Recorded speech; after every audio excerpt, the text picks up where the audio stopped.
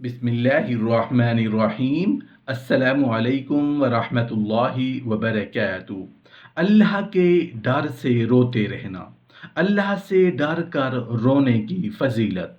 अमीरुल मोमिनीन हज़रत मौलाए कायनात अली अल मुर्तज़ा शेर खुदा रज़ी अल्लाहु अन्हु ने फरमाया, जब तुम में से किसी को खौफ खुदा से रोना आए तो वो आंसू को कपड़े से साफ न करे, बल्कि रुखसारों पर बह जाने दे कि वो इसी हालत में रब्बे करीम की बारगाह में हाजिर होगा।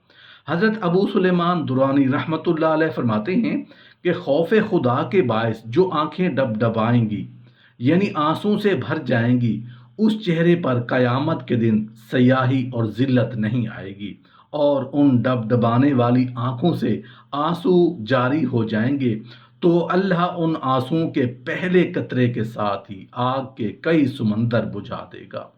और जिस कौम में से कोई शख्स खौफ खुदा से रोता है, उस कौम पर रहम किया जाता है। हज़रत अहमद बिन अबू अल हवारी रहमतुल्लाह अलैह फरमाते हैं, मैंने ख्वाब में एक हूर को देखा जिसके चेहरे पर नूर की चमक थी। मैंने पूछा, तुम्हारे चेहरे की ये चमक दमक किस वजह से है? वो बोली, तुम्हें वो रात याद है जिसमें तुम रोए थे? मैंने कहा, हाँ। उसने कहा, तुम्हारे आंसू मुझे लाकर दिए गए तो मैंने उनको अपने चेहरे पर मल लिया, चुनाचे मेरे चेहरे की ये चमक दमक आपके उसी आंसुओं की वजह से है। रसूलुल्लाह सल्लल्लाहु अलैहि वसल्लम ने फरमाया कि एक बंदे से कहा जाएगा कि आग में दाखिल हो। वो दोजख के किनारे पहुंचकर इधर उधर देखने लगेगा और कहेगा, खुदा की कसम, मुझको खुदा से अच्छी उम्मीद और भलाई का गुमान है। इरशाद होगा कि उसे लौटा लाओ, मैं अपने बंदे के गुमान के करीब हूँ। वो लोग जिन्होंने अल्लाह रब्बुल इज़्ज़त को देखा नहीं, लेकिन वो यकीन रखते हैं कि कारखाना आलम को चलाने वाली ज़रूर ज़ात है, और उस बिन देखी हस्ती से डरते रहना और किसी भी गलत काम की जानिब से कदम बढ़ें तो अल्लाह का डर उन्हें रोक देता है। ऐसे लोगों के लिए अल्लाह रब्बुल इज़्ज़त ने मुआफ़ी का वादा कर रखा है और उनके गुनाहों को मुआफ़ करके उन्हें अजर अज़ीम से नवाज दिया जाता है। इरशाद बारी ताला है, यकीनन जो लोग अपने रब से बगैर देखे डरते हैं उनके लिए गुनाहों की मुआफ़ी और बहुत बड़ा अजर है। अल्लाह का डर दर हकीकत नेकी की बुनियाद है। जब खौफ इलाही दिलों से निकल जाए तो गुनाह जन्म लेते हैं। अल्लाह ताला से डरने पर जहाँ गुनाहों की मुआफ़ी का इनाम मिलता है, वहाँ उसके कई दीनी, दुनियावी और रूहानी फ़वाइद भी हैं। अल्लाह से डरने वाला तन्हाइयों में उसके खौफ से रोने वाला होता है और रोने से दिल में रिक्कत पैदा होती है, दिल का बोझ हल्का होता है। और जब आदमी आंखों से आंसू बरसाता है तो आंखें नहीं रोती बल्कि दिल रोता है। हाँ, उसका इजहार आंखों से होता है, इसलिए कि आदमी उस वक्त रोता है जब दिल को सदमा पहुंचे, जब दिल दुखे, गम व अलम की दिल को लाहक हो जाते हैं। जब गम बर्दाश्त से बाहर हो जाए तो दिल रो पड़ता है। तब भी रंजो गम का धुआं पानी की शक्ल बन के आंखों से टपकने लगता है, जिसे आंसुओं से ताबीर किया जाता है। उसके दलील अल्लाह रब्बुल इज़्ज़त ने कुरान हकीम में दी है। इरशाद होता है, फिर उसके बाद उन लोगों के दिल सख्त हो गए, बस वो पत्थरों की मानद हैं या उससे भी ज़्यादा सख्त हैं। और बेशक पत्थरों में से कुछ ऐसे पत्थर हैं कि उनसे नहरें फूट पड़ती हैं, कुछ ऐसे हैं कि वो फट जाते हैं तो उनसे पानी निकल आता है, कुछ ऐसे भी हैं कि वो अल्लाह के डर से गिर पड़ते हैं और अल्लाह ताला उससे गाफिल नहीं है जो कुछ तुम करते हो। हज़रत अनस बिन मालिक रज़ी अल्लाह अन्हु बयान करते हैं कि रसूलुल्लाह सल्लल्लाहु अलैहि वसल्लम ने हमें एक मर्तबा ऐसा खुतबा इरशाद फरमाया कि उस जैसा खुतबा मैंने कभी नहीं सुना।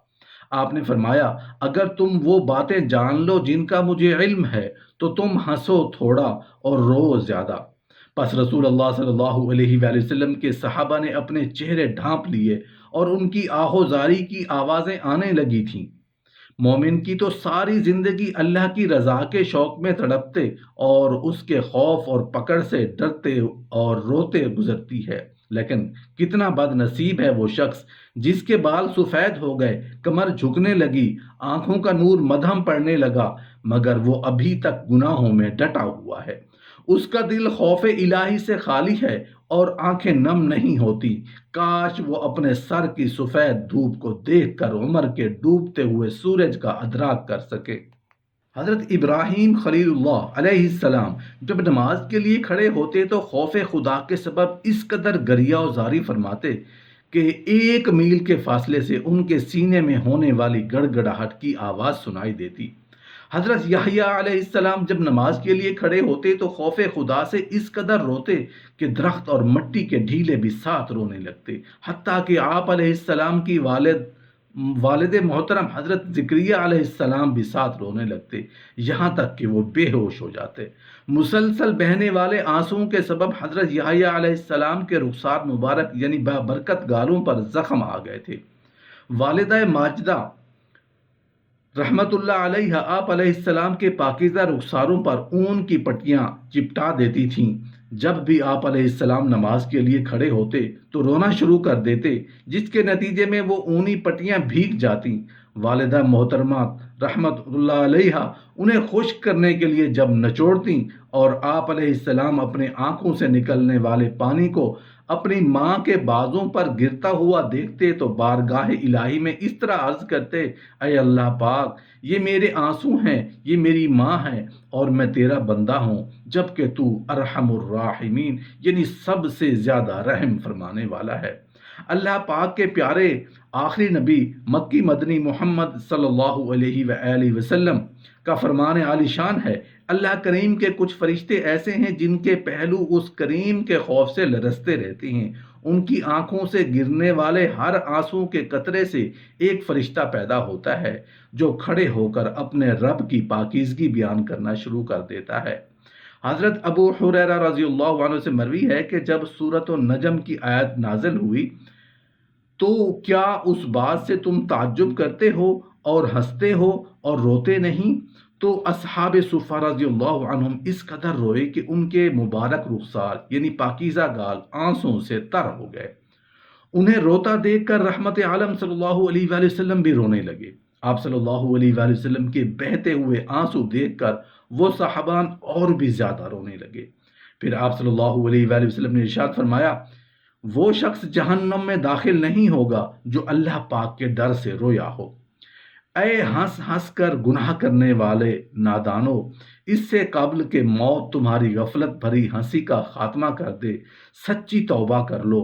خود کو ڈرانے، سنجیدہ بنانے، جہنم میں روتے ہوئے جانے سے بچانے کے لیے اس روایت پر غور کرو جس میں نبی کریم صلی اللہ علیہ وآلہ وسلم نے فرمایا، اے لوگو رویا کرو اور اگر نہ ہو سکے تو رونے کی کوشش کیا کرو، کیونکہ جہنم میں جہنمی روئیں گے یہاں تک کہ ان کے آنسو ان کے چہرے پر ایسے بہیں گے کہ گویا وہ نالیاں ہیں۔